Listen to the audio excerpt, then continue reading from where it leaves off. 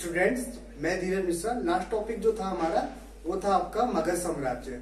उस पे मैंने आपको बताया था कि सबसे पहला जो आपका वंश था वो हर्यक वंश था। हर्यक वंश के जो संस्थापक थे आपके बिंबिसार थे। बिंबिसार ने सबसे पहले जो राज्य किया था वो आपका मगध साम्राज्य पे उन्होंने राज किया था। कई बार क्वेश्चन ये आ जाता है कि मगध साम्राज्य पे सबसे पहला वंश कौन था जिन्होंने राज किया था, तो वो आपका था हर्यक वंश। और फिर कई बार क्वेश्चन ये आता है कि हर्यक वंश के संस्थापक कौन थे, तो वो थे आपके बिंबिसार। उसके बाद से कल मैंने आपको बताया था कि हर्यक वंश के बाद से द्वितीय वंश कौन सा आया था, उदयन के बाद से जो आया था वो आपका आया था शिशुनाग वंश।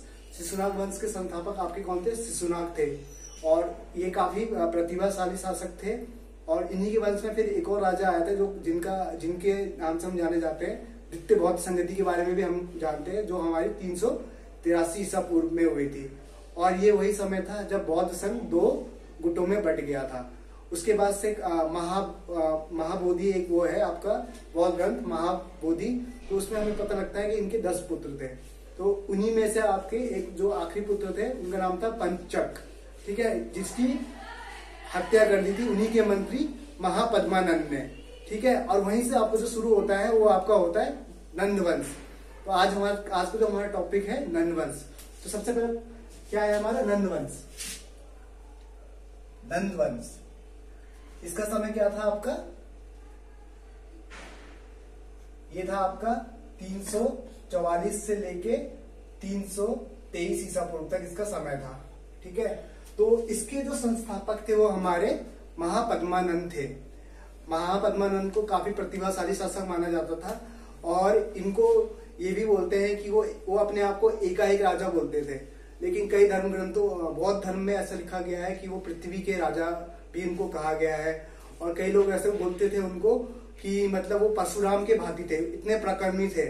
और उन्होंने जितने भी क्षत्रिय आपके जो राज्य थे उनको अपने अधीन कर लिया था। जैसे कि कौन से था आपका पांचाल था, और आपका क्या था कुरु वंश था, एक छाकू वंश था, ठीक है, पांडु था और पांडुकी था।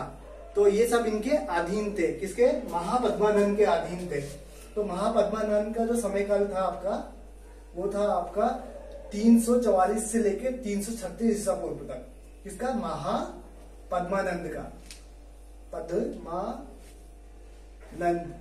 ये क्या थे आपके संस्थापक थे, किसके, नंद वंश के। इसका कार्यकाल कितना था आपका 344 से लेके 330 ईसा पूर्व तक इसका कार्यकाल था, ठीक है। फिर मैंने आपको बताया था कि ये अपने आप को एकाएक मानते थे। और बौद्ध ग्रंथ में इनको बताया था कि ये परशुराम के भांति इनका प्राक्रमण था। इन्होंने कई क्षत्रिय वंश को अपने अधीन बनाया था। तो कई बार पूछ लेते किन किन को बनाया था, तो ये आपका था आपका एक तो कुरु वंश था, आपका कुरु वंश था, एक छाकू वंश था, और क्या था आपका पंचाल वंश था, एटसेट्रा। ये सब इनके अधीन थे, ठीक है। फिर दूसरा एक क्वेश्चन आ जाता है कई बार कि इन्होंने अपने समय में कलिंग को जीता था। ये एकमात्र ऐसे योद्धा है जो मगध साम्राज्य के थे। इससे पहले आपके हर्यक वंश था, उसके बाद से आपका शिशुनाग वंश आया था, और यह था आपका नंद वंश। नंद वंश के एकमात्र शासक थे जो आपके पद्मानंद थे, जिन्होंने कलिंग को जीता था। वो कलिंग जिसके पास करीबन 1000 पैदल सैनिक थे, करीबन 2 लाख आपके घुड़सवार थे, 4000 करीबन हाथी थे, है ना। तो इतना शक्तिशाली था। आप इसको ये भी समझ सकते हैं जैसे आज का आपका फ्रांस है और आपका ब्रिटेन है और आपका इजराइल है। ये इतना शक्तिशाली है कि बड़े से बड़े देश इससे टक्कर नहीं लेते। लेकिन इन्होंने ना कि उस पर चढ़ाई करी बल्कि इसको जीत के भी दिखाया, ठीक है। तो क्या करा इन्होंने, कलिंग को इन्होंने जीता। किसने जीता, कलिंग को जीता आपके महापद्मानंद ने। कलिंग को किसने जीता, महापद्मानंद ने जीता था। ये किसके वंश के थे, आपके नंद वंश के थे। कई बार क्वेश्चन ये आ जाता है कि जब इन्होंने वहां पे जीता कलिंग में, तो इन्होंने क्या किया था, कुछ दिनों तक वहां पर रह के इन्होंने वहां पे एक नहर का निर्माण कराया। इसका निर्माण कराया था, नहर का निर्माण कराया। और उसके बाद से वहां से एक जैन मूर्ति लेके आ गए थे। और जैन मूर्ति इन्होंने कहा लेके आ गए, मगध में लेके आ गए थे। तो क्या था, एक जैन प्रतिमा थी, जैन स्टैच्यू। जैन स्टैच्यू ये कहां पे लेके आ गए, आपके मगध में लेके आ गए, ठीक है। कौन लेके आ गए, महापद्मानंद लेके आ गए। और उसके बाद से क्या हुआ, इन्होंने उसको मगध राज्य में स्थापित कर दिया। ठीक है, उसके बाद से क्या है कि कई बार क्वेश्चन ये आता है कि ये कौन से धर्म के पालन थे, मतलब किस धर्म का पालन करते थे, तो ये जैन धर्म के पालन करते थे। और इनके बारे में हमको जितनी भी इंफॉर्मेशन मिलती है, कुछ इतिहासकार से भी मिलती है, लेकिन जो सबसे ज्यादा इंफॉर्मेशन मिलती है वो हमको जैन ग्रंथों से ही मिलती है। तो हमको इनके बारे में इंफॉर्मेशन कहां से मिलती है? जैन रिलीजियस बुक्स, धार्मिक ग्रंथ जो आपके जैन के हैं, वहां से हमको इनके बारे में जानकारी मिलती है। अच्छा, इन्होंने क्या करवाया था वहां पे कलिंग में? इन्होंने नहर का निर्माण कराया था। ही बिल्ड्स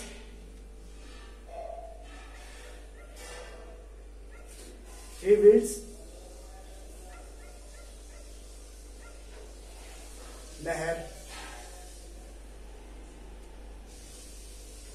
स्मॉल रिवर बोल सकते हैं आप। ठीक है, और क्या लेके आए थे आपकी? ये आपकी लेके आए थे स्टैचू लेके आए थे। उसके बाद से मैंने आपको क्या बताया था कि इसके बाद से एक और राजा है, काफी आपके प्रतिभाशाली राजा थे, जिनका नाम था घनानंद। ठीक है, ऐसा नहीं है कि घनानंद से पहले और राजा नहीं होते, उससे पहले एक आपके धर्मपाल थे, एक आपके राष्ट्रपाल थे, एक पांडु थे, और एक आपके राष्ट्र पांडु थे। ठीक है, तो कौन कौन से राजा हुए इनमें?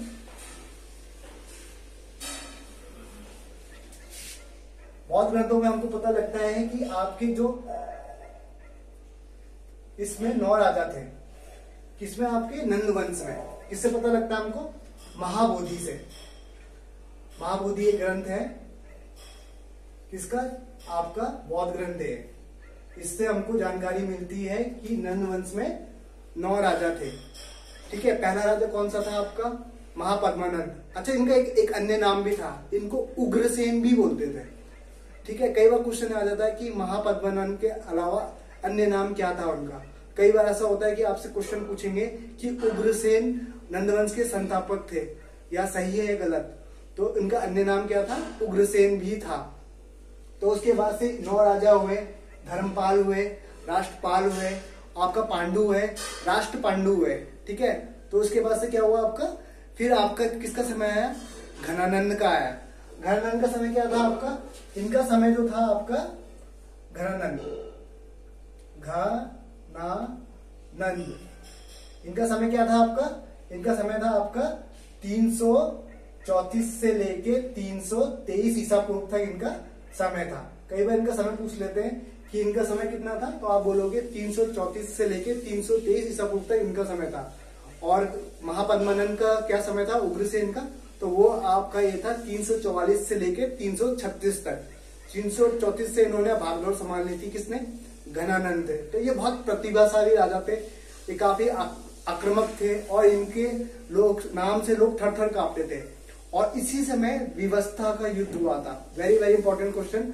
जब 326 में सिकंदर ने भारत पर आक्रमण किया था, और उसकी सबसे पहले सामना हुआ था पोरस से, और पोरस की बहादुरी देख के उन्होंने उसका राजपाट दे दिया था। और यह युद्ध कहां पे हुआ था? झेलम नदी पे, जिसको हम बोलते हैं विदस्ता नदी भी बोलते हैं उसको। तो फिर क्या हुआ? सिकंदर ने सोचा कि विश्व अभियान पे तो मैं निकला हूं, लेकिन उन्होंने हिम्मत नहीं करी मगध पे चढ़ाई करने के लिए। ऐसा क्यों? क्योंकि मगध जो था उस समय का सबसे शक्तिशाली राज्य था। वो आपका दक्षिण से लेके पूरा इधर आपका ईस्ट तक फैला था, इधर नॉर्थ में भी कुछ एरिया उसका था आपका, और इसमें आपका ईस्ट और पूरब भारत में भी उसका पूरा एरिया फैला था। तो इतनी बड़ी सेना थी। तो जब उन्होंने सुना कि हाँ भाई इनके पास इतने सारे लोग हैं, करीबन इनके पास कितने लोग थे? इनके पास आपके 20,000 तो घुड़सवार थे। कितने थे? हॉर्स राइडर्स थे इनके पास। कितने? 20,000। ठीक है, क्या थे आपके? हॉर्स राइडर्स थे। और 1 लाख पैदल सैनिक थे, 2 लाख पैदल सैनिक थे आपके। ठीक है, वॉक सोल्जर्स थे आपके। और कितने थे आपके? 2000 रथ सैनिक थे, जिसको आप आधुनिक टैंक बोल सकते हो। वो पूरे आपके अस्त्र शस्त्र से लैस होते थे, उसमें तलवारें होती थी, भाला होती थी। तो इस तरह के इनके पास कितने रथ थे? 2000 रथ थे। फिर इनके पास 4000 हाथी थे। ठीक है, हाथी सवार सैनिक थे। तो ये सब देख के आपका जो सिकंदर था वो भी भयभीत हो गया। तो उसने हिम्मत नहीं करी घनानंद पे आक्रमण करने के लिए। ठीक है, तो आज का जो हमारा टॉपिक था नंद वंश, वो यहीं पे लगभग समाप्त होता है। तो नेक्स्ट क्वेश्चन है हमारा, जो मैं आपको बताऊंगा। मगध साम्राज्य में जो आपके 3 वंश हुए थे, वो आपके था हर्यक वंश था, फिर आपका ये आया था शिशुनाग वंश आया था, और आज जो था हमारा टॉपिक नंद वंश में। तो इससे सबसे पहले जो क्वेश्चन यही बनता है तो कि कौन सा मगध राज्य का जो संस्थापक था जिसने कलिंग को जीता था, तो इसका आंसर आप क्या देंगे? महापद्मानंद।